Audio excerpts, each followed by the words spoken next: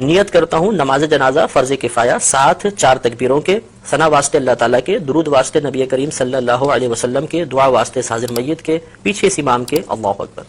یہ نیت ہوتی ہے۔ اس میں ایک چیز یاد رکھیں کہ نماز جنازہ میں 2 فرض ہیں اور 3 چیزیں سنت مؤکدہ ہوتی ہیں۔ ایک فرض تو ہوتا ہے آدمی کا کھڑے ہو کر نماز جنازہ ادا کرنا، قیام اس میں فرض ہے، بلا عذر بیٹھ کے پڑھی تو نماز نہیں ہوگی، ہاں کوئی بیمار ہے اس کے ساتھ شرعی عذر لاحق ہے تو بیٹھ کے پڑھے گا، اب ہو جائے گی۔ اور دوسرا رکن ہوتا ہے 4 تکبیریں،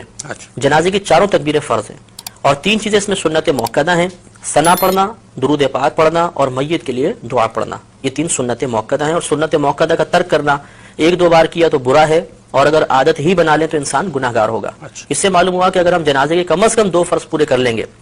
تو نماز جنازہ ادا ہو جائے گی، اور اگر ہم یہ 3 سنتیں بھی پوری کریں گے تو کامل طریقے سے ادا ہوگی۔ اس سے نتیجہ نکل آیا کہ اگر کسی شخص کو جنازے میں کچھ بھی پڑھنا نہیں آتا، نہ ثنا آتی ہے، نہ درود پاک آتا ہے، نہ جنازے کی دعا آتی ہے، اور وہ امام کے پیچھے تکبیر بلند آواز سے لگا لے جس میں طریقہ کرتا ہوں، اور وہ بس خاموش بھی کھڑا رہے گا تو جنازہ بہرحال ادا ہو جائے گا اس کا۔ یہ ہے کہ سنت کے ترک کا اگر جان بوجھ کے کیا تو گناہگار ہوگا اور ثواب میں کمی آ جائے گی۔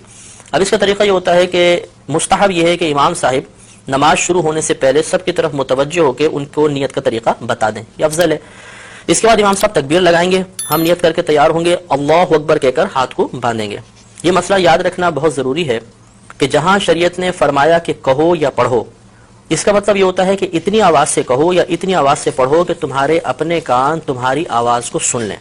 اس لیے اب ہمیں تکبیر لگانی ہے، اور جیسے پہلے بتایا کہ 4 تکبیریں فرض ہیں، تو اس میں اتنی آواز بلند رکھنا بھی فرض ہوگا کہ اپنے کان اپنی آواز کو سن لیں۔ چنانچہ بعض لوگوں کو دیکھا ہے کہ ہونٹ بند ہوتے ہیں بس یوں، اب ان سے اگر پوچھا جائے کہ آپ نے زبان سے تو کچھ بھی نہیں کہا تو کہتے ہیں ہم نے دل میں تکبیر کہی ہے، تو دل میں تکبیر کہنے سے تکبیر کا فرض ادا نہیں ہوگا۔ اس لیے امام صاحب تو بہت بلند آواز سے پڑھیں گے جہر کے ساتھ، ہمیں کم از کم اتنی آواز سے اللہ اکبر پیچھے کہنا ہے 4 تکبیروں میں کہ اپنے کان سن لیں، ورنہ فرض ادا نہیں ہوگا، اور فرض ادا نہیں ہوا تو یہ نماز بھی ادا نہیں ہوگی۔ اب اللہ اکبر کہتے ہوئے ہاتھ باندھیں گے، ہاتھ بالکل وہی نماز کی مثل باندھ کر سب سے پہلے ثنا پڑھیں گے۔ نماز فرض کی ثنا میں اور نماز جنازہ کی ثنا میں تھوڑا سا فرق ہوتا ہے۔ اس میں اس طرح ہم پڑھیں گے سبحانک اللہم وبحمدک وتبارک اسمک وتعالی جدک وجل ثناؤک ولا الہ غیرک، تو وجل ثناؤک کے لفظ اس میں زیادہ ہوتے ہیں۔ یہ کسی بھی کوئی نمازی جنازے کی کتاب اس میں یہ پورے لکھی ہوگی ثنا، اچھی طرح ہمیں یاد کر لینی چاہیے۔ اس کے بعد ہم اگر ختم کر چکے ہیں انتظار کریں گے، امام صاحب دوسری تکبیر لگائیں گے۔ یہ یاد رکھیں کہ نماز جنازہ میں فقط پہلی تکبیر میں ہاتھ اٹھانے، باقی آگے کی 3 تکبیروں کے اندر ہاتھ نہیں اٹھائیں گے، لیکن زبان سے اللہ اکبر کہا جائے گا، تو بغیر ہاتھ اٹھائے اب اللہ اکبر کہیں گے، اور اس کے بعد اب ہم درود پاک پڑھیں گے۔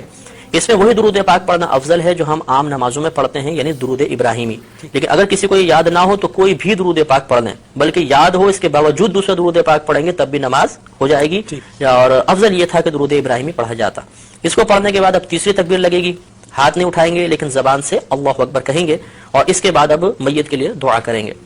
اگر نابالغ لڑکا ہے تو اس کی علیحدہ دعا ہے، نابالغ بچی ہے علیحدہ دعا ہے، اور بالغ مرد و عورت کی ایک ہی دعا ہوتی ہے۔ یہ دعائیں ہمیں نماز جنازہ کی کتابوں سے یاد کر لینی چاہیے۔ اگر بالفرض کسی کو یہ دعائیں یاد نہ ہوں تو کوئی بات نہیں، وہ کوئی بھی ایسی دعا کر لیں کہ جس میں امور آخرت کے بارے میں کچھ طلب کیا گیا ہو، دنیاوی کوئی چیز نہ طلب ہو رہی ہو، آخرت کے بارے میں، تو یہ ہم کوئی بھی دعا اس میں پڑھ سکتے ہیں۔ تو اس طرح ہماری نماز تقریباً مکمل ہو گئی۔ اب چوتھی تکبیر آئے گی، امام صاحب چوتھی تکبیر لگائیں گے، ہم نے ہاتھ نہیں اٹھانے لیکن زبان سے اللہ اکبر کہنا ہے، اور یہ اب سنت کریمہ ہے کہ جیسے ہی تو چوتھی تکبیر لگے اور سلام پھیرے تو ہاتھ کھول دیں، اور ہاتھ کھولنے کے بعد السلام علیکم ورحمۃ اللہ، السلام علیکم ورحمۃ اللہ، دونوں طرف سلام پھیر دیا جائے گا۔ اب یہ یاد رکھیں کہ جہاں تکبیر کے بعد کچھ پڑھنا ہے اس میں ہاتھ بند رہیں گے، اور جہاں تکبیر کے بعد کچھ نہیں پڑھنا ہوتا وہاں ہاتھ باندھنے کی ضرورت نہیں ہوتی، ہاتھ کھول دیں گے۔ تو پہلی 3 تکبیروں میں چونکہ تکبیر کے بعد کچھ پڑھنا تھا تو ہاتھ بندے رہے، چوتھی میں کچھ محل ہی نہیں ہے پڑھنے کا تو ہاتھ کھول کر پھر ہمیں سلام پھیرنا۔ صاحب عموماً لوگ یہ غلطی کیا کرتے ہیں کہ صاحب وہ جو چوتھی تکبیر ہے اس میں ہاتھ اسی انداز سے بندھے رہتے ہیں اور سلام پھیرتے ہیں، وہ مطلب یہ خلاف سنت ہو جائے گا، نماز ہو جائے گی خلاف سنت ہے کہ ثواب میں کمی ہوگی۔ سنت یہی تھی کہ ہاتھ کھول کر پھر سلام پھیرے جائے۔